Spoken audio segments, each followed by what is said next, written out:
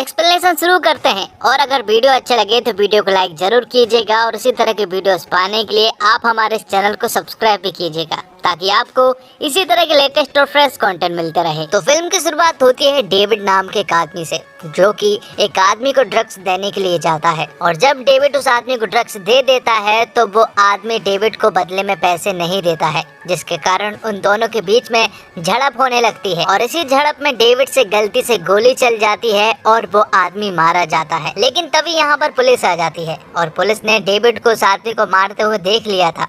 और डेविड जब उन्हें देखता है तो तुरंत ही वो जंगलों की ओर भागने लगता है। पुलिस वाले भी उसका पीछा कर रहे होते हैं, जिसके बाद डेविड पुलिस स्टेशन के पास रुकता है, जहां पर वो विजय को पुलिस स्टेशन से फावड़ा लेकर बाहर निकलता हुआ देखता है। और आज का दिन 2 अक्टूबर 2014 का दिन है, मतलब कि आज के ही दिन सैम की बॉडी को पुलिस स्टेशन के अंदर दफनाया गया था। लेकिन ये रहस्य सिर्फ विजय को ही मालूम है। लेकिन अब हमें पता चलता है कि ये रहस्य अब डेविड को भी मालूम है। जिसके बाद डेविड दौड़ता हुआ अपने घर पहुंचता है, लेकिन उसे नहीं मालूम था कि उसके पीछे अभी भी पुलिस लगी हुई है। पुलिस वाले डेविड को अरेस्ट कर लेते हैं, जिसके बाद कहानी 7 साल आगे पहुंच जाती है, जहां पर हमें विजय की पूरी फैमिली को दिखाया जाता है। यहाँ पर विजय की फैमिली अभी भी उस हादसे से उभरने की कोशिश कर रही है, जबकि उस बात को 7 साल हो चुके हैं। लेकिन विजय की फैमिली को अभी भी डर है कि सैम की बॉडी पुलिस वालों को मिल ना जाए, क्योंकि पुलिस वाले अक्सर सैम की बॉडी ढूंढने के लिए जहाँ तहाँ खुदाई करते रहते हैं। और इन्हीं सब को लेकर अंजू को भी बुरे सपने आते रहते हैं,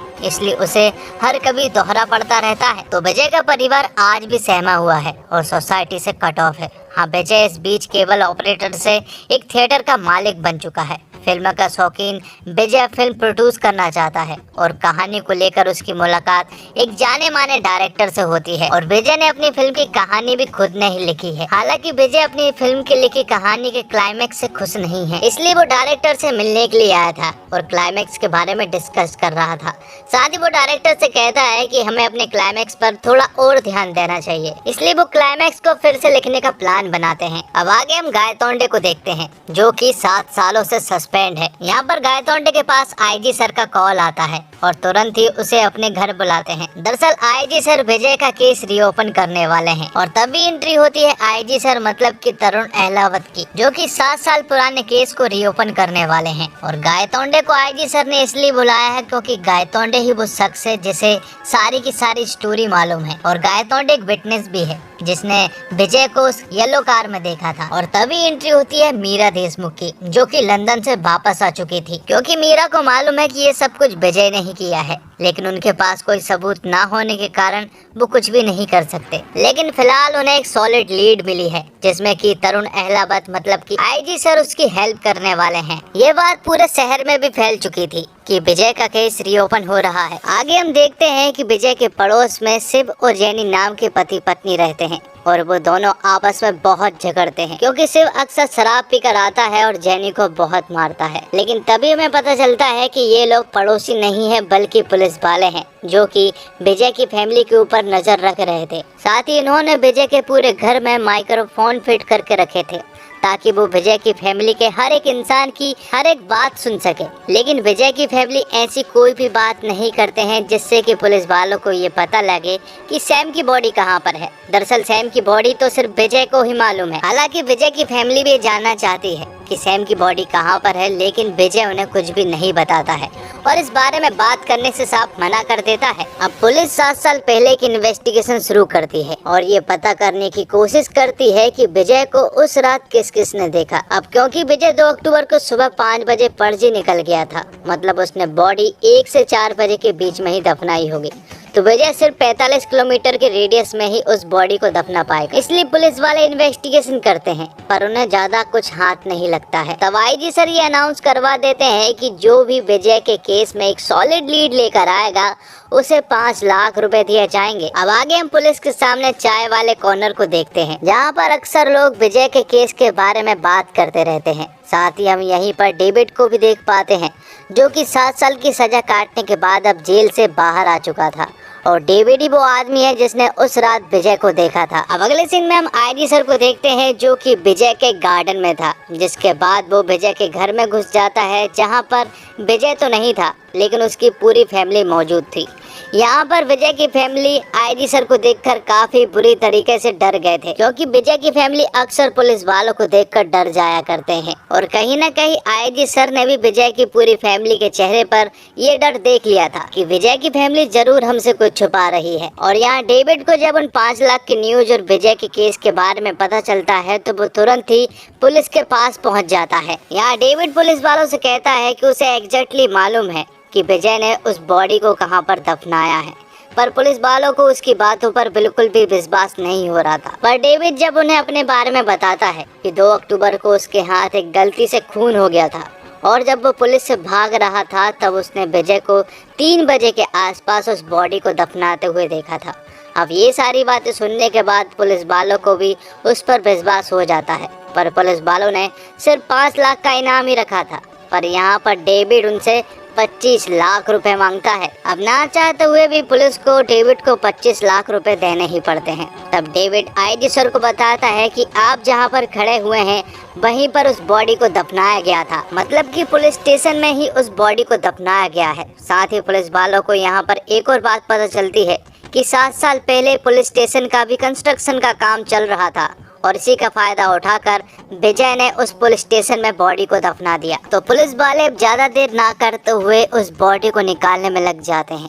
वो उस फ्लोर को खोदना शुरू करते हैं, लेकिन उससे पहले वो पूरे के पूरे पुलिस स्टेशन को कवर करते हैं ताकि उन्हें कोई भी ना देख पाए। लेकिन विजय को इस खुदाई के बारे में पता चल गया था, क्योंकि उसके ऑफिस के सामने ही एक कैमरा लगा हुआ था जिससे कि विजय ये सब कुछ देख पा रहा था। विजय भी पूरी तरह से डर गया था और अब उसे लगने लगा था कि शायद अब वो पकड़ा जाएगा, क्योंकि विजय अपने राज को लेकर काफी कॉन्फिडेंट था। पर यहाँ पर पुलिस वालों को पुलिस स्टेशन के अंदर वो बॉडी मिल जाती है। अब क्योंकि 7 साल हो चुके थे इसलिए उस बॉडी के स्केलेटन ही उन्हें मिल पाते हैं और पुलिस वालों को कोर्ट से 8 घंटे की पूछताछ के लिए ऑर्डर भी मिलते हैं, जिसके अगले ही दिन वो लोग विजय की पूरी फैमिली से पूछताछ करने में लग जाते हैं, जहां पर आईजी सर और मीरा देशमुख दोनों ही मौजूद थे। आईजी सर यहां पर विजय को सारी बातें बताते हैं कि उस रात डेविड नाम के एक आदमी ने तुम्हें वहां पर देखा था, लेकिन यहाँ पर विजय साफ मना कर देता है। वो कहता है कि उसने या तो किसी और को देखा होगा या फिर वो आदमी झूठ बोल रहा है। आईजी सर यहाँ पर काफी सारे सवाल पूछते हैं, लेकिन विजय अपने बयान पर अड़ा हुआ था। अब क्योंकि विजय नहीं मान रहा था इसलिए आईजी सर दूसरी तरह की तरकीब अपनाते हैं और वो लोग विजय की पूरी फैमिली को एक दूसरे कमरे में ले जाकर मारने लगते हैं। अब गायतोंडे विजय की फैमिली को मारना शुरू करता है और मीरा देशमुख भी यहाँ पर बैठी हुई थी। विजय उन्हें सामने वाले रूम से देख पा रहा था और जब वो उन्हें मार रहा था तो आईजी सर से वो उन्हें रोकने को कहता है, लेकिन आईजी सर यहाँ पर कुछ भी नहीं बोलते हैं, क्योंकि उन्हें मालूम है कि विजय का किस तरह से मुंह खुल सकता है और आखिर में आईजी सर की ही जीत होती है, क्योंकि विजय कह देता है कि वो सब कुछ बताने के लिए तैयार हो गया है। तब विजय का कन्फेशन रिकॉर्ड किया जाता है, जिसमें कि विजय उन्हें बताता है कि 2 अक्टूबर की रात को वो अपने ऑफिस में था, जहां पर वो शराब पी रहा था और शराब पीने के बाद जब वो अपने घर गया तो घर पर उसने देखा कि उसके घर का दरवाजा खुला हुआ है और जब वो अंदर घुसता है तो उसके ऊपर अचानक से किसी आदमी ने अटैक कर दिया। तब हमारे बीच झड़प होती है और इसी झड़प में एक सरिये से उसके सर पर वार हो गया, जिससे कि उसकी मौत हो गई। जिसके बाद वो बताता है कि जब उसने उस आदमी को मार दिया था तो उसने उसकी बॉडी को चुपचाप ही पुलिस स्टेशन में दफना दिया, जिसके बारे में उसकी फैमिली को भी कुछ नहीं मालूम है। अब क्योंकि विजय पकड़ा गया था इसलिए उसने सारा का सारा इल्जाम अपने ऊपर ले लिया ताकि उसकी फैमिली बची रहे। कन्फेशन के बाद विजय अपने घर जाता है, जहां पर विजय की फैमिली पूरी तरह से दुखी थी, क्योंकि उनका इल्जाम विजय ने अपने सर ले लिया था। अब अगले ही दिन विजय को कोर्ट ले जाया जाता है, जहां पर आज पुलिस वालों को विजय की पूरी तरह से जुडिशियल कस्टडी मिलने वाली थी, इसलिए गायतोंडे विजय को अपने घर से ले जाकर कोर्ट ले जाने लगता है। और यहाँ पर आईजी सर खुश हो रहे होते हैं, क्योंकि उन्हें ऐसा लग रहा था कि उन्होंने विजय के इस केस को सॉल्व कर दिया है। यहीं पर मीरा देशमुख भी मौजूद थी और तभी यहाँ पर एक आदमी आता है जो कि आईजी सर से विजय के बारे में कुछ इम्पोर्टेंट बात करना चाह रहा था। और ये आदमी कोई और नहीं बल्कि विजय की फिल्म का डायरेक्टर होता है, जो कि उन लोगों से कहता है कि शायद विजय को पहचानने में मुझे बहुत बड़ी भूल हो गई है। वो बताता है कि उसकी मुलाकात विजय से 2016 में हुई थी, जहाँ पर वो एक फिल्म बनाने के बारे में मुझसे बात कर रहा था। उसने कहा था कि वो इस फिल्म को प्रोड्यूस करेगा, साथ ही इस फिल्म की स्टोरी भी लिखेगा, तब उन्होंने तय किया कि इस फिल्म की स्टोरी वो दोनों मिलकर लिखेंगे। फिल्म की स्टोरी ऑलमोस्ट कंप्लीट थी, लेकिन वो क्लाइमैक्स में जाकर अटक जाते हैं। सबसे पहले तो डायरेक्टर आईजी और मीरा को उनकी लिखी हुई स्टोरी सुनाता है, और दरअसल वो स्टोरी विजय की एक बायोपिक है। उन्होंने सैम के साथ जो भी किया और इस केस में जो कुछ भी हुआ वो सब कुछ विजय ने उस स्टोरी में लिखा था। और अब क्योंकि विजय को इस स्टोरी के कॉपीराइट का डर था, इसलिए उसने एक पुस्तक भी पब्लिश करवा दी थी, और डायरेक्टर उन्हें यही बातें बताने आया था कि वो बुक मेरे नाम से पब्लिश हुई है। अब आगे यहाँ पर डायरेक्टर कुछ बता पाता तभी गायतोंडे का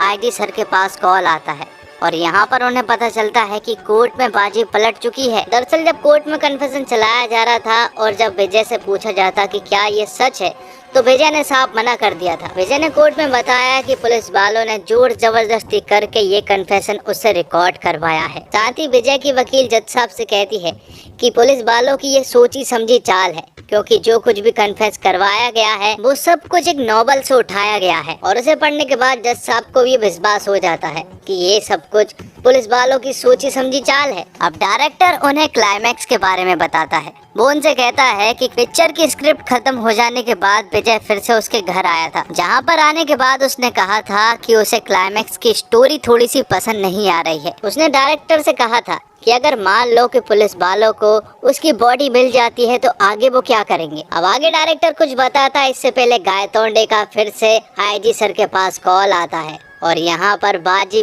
पूरी तरह से पलट चुकी थी, क्योंकि कोर्ट में जो डीएनए सैंपल्स मिले हैं वो सैंपल समीर देशमुख की बॉडी से मैच नहीं कर रहे थे, जिससे कि ये साबित होता है कि पुलिस स्टेशन में जो बॉडी मिली है वो समीर देशमुख की नहीं बल्कि किसी और की है। तो आईजी सर उस डायरेक्टर से अब ये जानना चाह रहे थे कि आखिर उस फिल्म का क्लाइमैक्स क्या था। तो डायरेक्टर उसे बताते हैं कि हीरो को मालूम था कि पुलिस वालों को उसकी बॉडी मिल जाएगी, इसलिए हीरो ने पहले से ही इन सब का इंतजाम करके रखा था। तो विजय ने समीर की बॉडी को पुलिस स्टेशन के नीचे दफनाया जरूर था, पर तब से ही वो समीर जितनी हाइट और उसकी एज जितनी डेड बॉडी को ढूंढ रहा था। तब विजय की मुलाकात एक आदमी से हुई थी जो कि चर्च में काम करता है, और उसी के बाजू में लोगों को दफनाया भी जाता है, और वहीं पर विजय की ये तलाश खत्म हुई थी। विजय ने उस चर्च वाले आदमी के पैसों से मदद की, जिसके बदले में उसने उस लड़के के स्केलेटन विजय को दे दिए। अब ये स्केलेटन सिर्फ बदलने थे, और जहाँ पर डीएनए के स्केलेटन की रिपोर्ट चेक किए जाते हैं वो दिन में किए जाते हैं। तो विजय मौके का फायदा उठाकर समीर देशमुख के स्केलेटन को बदल देता है, और समीर देशमुख के स्केलेटन को वो डिस्ट्रॉय भी कर देता है। तो विजय के खिलाफ अब कोई भी सबूत नहीं थे, इसलिए कोर्ट विजय को बाइज्जत बरी कर देती है,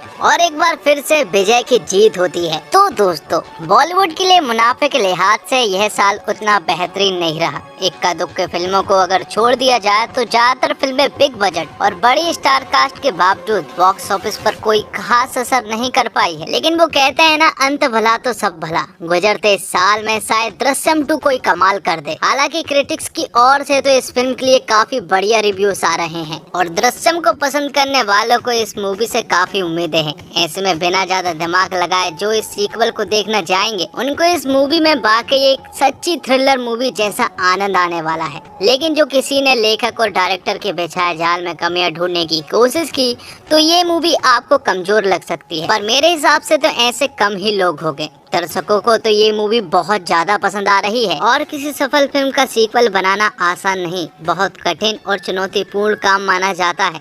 जब एक सफल ब्रांड को आगे ले जाना होता है तब पता होता है कि दर्शक पहली फिल्म के पात्रों से परिचित है, वह अपने दिमाग में कुछ खास बात रखकर सीक्वल देखने आते हैं। सबसे बड़ी समस्या यह होती है कि सीक्वल के समय पात्रों को सीमित दायरे में ही रखना होता है। पहले फिल्म में जो कैरेक्टर्स रहे हैं उससे अलग नहीं जा सकते। इस दायरे को रखकर कुछ नया लिखना काफ़ी कठिन होता है। यही वजह है कि फिल्म के निर्देशक ने कई सालों तक दृश्यम फिल्म के सीक्वल बनाने के आइडिया का विरोध किया था, बस स्क्रिप्ट के इंतजार में थे जो पहली फिल्म के साथ न्याय कर सके। 7 साल बाद उनका इंतजार खत्म हुआ, और फिल्म का फर्स्ट हाफ में कहानी को बिल्डअप करने में थोड़ा ज़्यादा समय ले लिया गया है। कहानी सेकंड हाफ से भागती है और रोमांच को भी दुगना कर जाती है। फिल्म का आखिरी 1 घंटा फिल्म की जान है, और क्लाइमैक्स फिल्म का एक अलग ही लेवल पर ले जाती है। विजय फिल्मों का शौकीन है, और खुद को बचाने के लिए वह फिल्मों का ही सहारा लेता आया है। इस बार भी उसकी कहानी में फिल्म है, स्क्रीन प्ले में सब कुछ बढ़िया है। ऐसा भी नहीं है कुछ बात खटकती भी है, जैसे फॉरेंसिक डिपार्टमेंट में सीसीटीवी का ना होना। पुलिस जब विजय पर इतनी निगरानी रखी थी तो विजय का फॉरेंसिक डिपार्टमेंट के वॉचमैन की गहरी दोस्ती को कैसे नजरअंदाज कर गई। और डायरेक्टर ने अपना समय लेकर तसल्ली से इस फिल्म को बनाया है। शुरुआत कुछ मिनटों में उन्होंने किरदार को उभारने में लगाए, क्योंकि नए किरदार भी सीक्वल में शामिल किए गए हैं। विजय के परिवार की सोच को अच्छा दर्शाया गया है। उनके लिए सीन की बनावट सुंदर तरीके से की गई है। कुछ पारिवारिक दृश्य दिल को छूते हैं, साथ ही सस्पेंस और थ्रिल को बनाए रखा है। जो डर विजय का परिवार महसूस करता है वो दर्शक भी महसूस करते हैं। लगता है कि अनहोनी हो सकती है। कुछ दृश्यों में तो इस तरह से चौंकाया गया है कि दर्शकों को मजा ही आ जाता है। फिल्म में हर बात को विस्तार से समझाया गया है, तर्क प्रस्तुत किए गए हैं।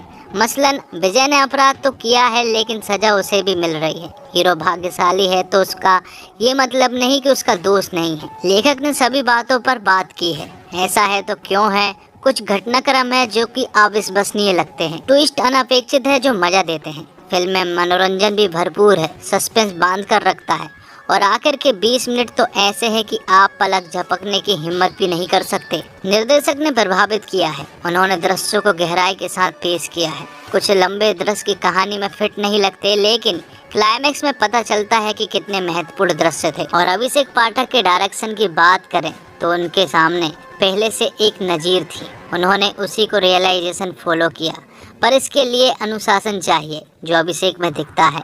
उन्होंने बहुत सारा अपना इनपुट भी डाला है, चाहे वो तरुण का किरदार हो या फिर गोवा को दिखाने का उनका नज़रिया। कुछ ऐसे शॉट भी हैं जो इस फिल्म को मास अपीलिंग बनाते हैं। साथ ही टेंशन बिल्डिंग बहुत कमाल है। एक सीन है जहां पर विजय को इन्वेस्टिगेट किया जा रहा है, उसी के पैरेलल दूसरे कमरे में उनकी फैमिली को टॉर्चर किया जा रहा है। चेक करता हुआ कैमरा और फर्स्ट फेस एडिटिंग इसमें 4 चांद लगा देते हैं। बात करें अजय देवगन की तो विजय के रोल में एक नंबर एक्टर साबित हुए। मुझे पर्सनली उनके ऐसे ही रोल पसंद है जिनमें वो अंडरटोन रहकर किरदार निभाते हैं। चिल्लाते नहीं हैं, ओवर द टॉप एक्टिंग नहीं करते।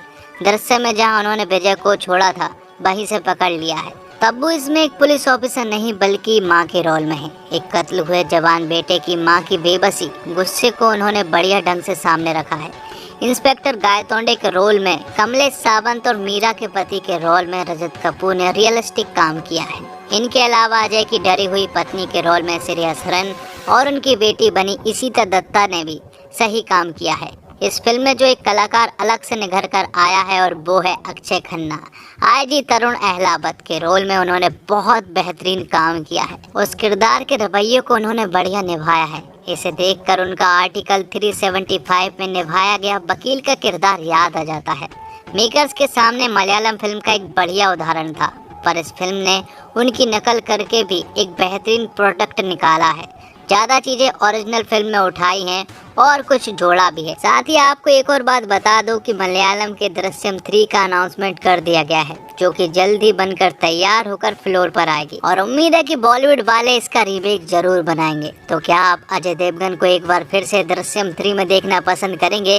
कमेंट बॉक्स में जरूर बताएं। तो दोस्तों, उम्मीद करता हूँ आपको वीडियो पसंद आई होगी। वीडियो पसंद आई हो तो वीडियो को लाइक जरूर कीजिएगा और इसी तरह के वीडियोस पाने के लिए आप हमारे चैनल को सब्सक्राइब भी कीजिएगा, ताकि आपको इसी तरह के लेटेस्ट और फ्रेश कंटेंट मिलते रहे। धन्यवाद। जय